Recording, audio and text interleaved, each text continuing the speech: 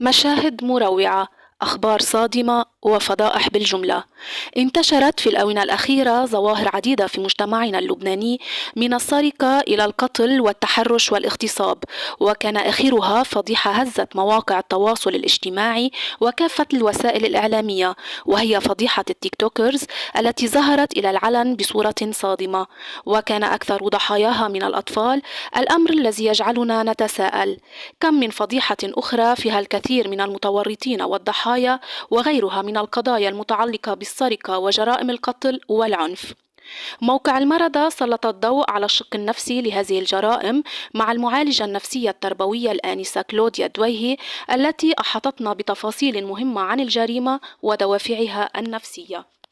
نحن بنعتبر الجريمة هي عمل غير قانوني، عمل منافي للأخلاق الاجتماعية، وسلوك منحرف أكيد. لابد أكيد من الوجود أنه في عنا تفكك بعناصر شخصية القاتل أو المجرم، سواء كان قاتل سواء كان متحرش مغتصب، وأكيد الظروف المحيطة به. من أبرز الدوافع يلي ممكن الشخص أنه يقدم على القتل، واللي هي أكثر شيء شائعة، فينا نعتبر الأخذ بالطار، الانتقام، رد الشرف، أسباب عاطفية، هي الفقر.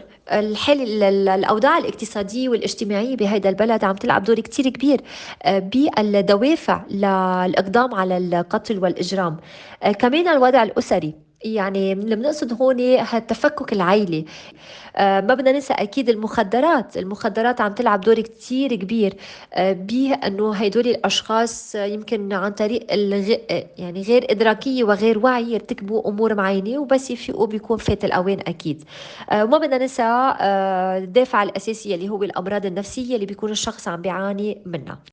وعن أخطر أنواع العنف المنتشر اليوم تقول دويهي: بالعنف الدرامي اللي بنقصده أكتر هي قد ايه بنتشرح المشاهد العنف اللي عم نشوفها، إن كان على الأفلام الموجودة على التلفزيون أو على التيك توك أو على الجيمز، كل شيء بيخص السوشيال ميديا. هالمشاهد العنفية، مشاهد القتل، مشاهد الاغتصاب، مشاهد التحرش، هذه كلها بتنقل للمجتمع ولأفراد هذا المجتمع خلافات حية أو خناقات حية أو جرائم حية.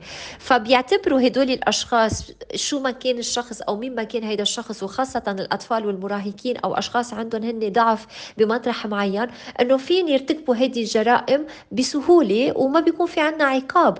فالإفلات كمان من العقاب من الجريمة هو عامل أساسي كمان لزيادة هيدا العنف الموجود بالمجتمع. أما عن سبل التوعية وكيفية المساعدة للسيطرة وتفادي ازدياد مثل هذه الحالات، قالت: مثل ما بنعرف أكيد أنه هدول الأشخاص إذا ما كان في عنا اضطراب عقلي أو خلل عقلي، فينا أكيد نستخدم معهم عدة طرق. أهم هذه الطرق هو احتواء هدول الأشخاص ومعالجتهم. لازم نحن نحيطه بأكثر عاطفة، نهتم فيه، نعطيه الرعاية، نساعده بكافة الوسائل وكافة حتى العلاجات لو كيف في عنا أدوية كمان، لأنه مثل ما الجسد بيمرض كمان النفس بتمرض. وما بدنا نعتبر أنه إذا الشخص هو عنده مرض نفسي معناتها هو لازم يعتزل وما لازم يكون بين المجتمع. أكيد لا، لازم نشتغل عليه ونساعده ونهتم فيه تما ترجع تتكرر هيدي الأمور، ويزيد عنا هالأفراد اللي عندهم هالصفات الإجرامية. بعد كل ما سمعناه وشاهدناه، هل فرص النجاة ما زالت متاحة، أم أننا أمام فصول جديدة وسيناريوهات مبتكرة من العنف والإجرام؟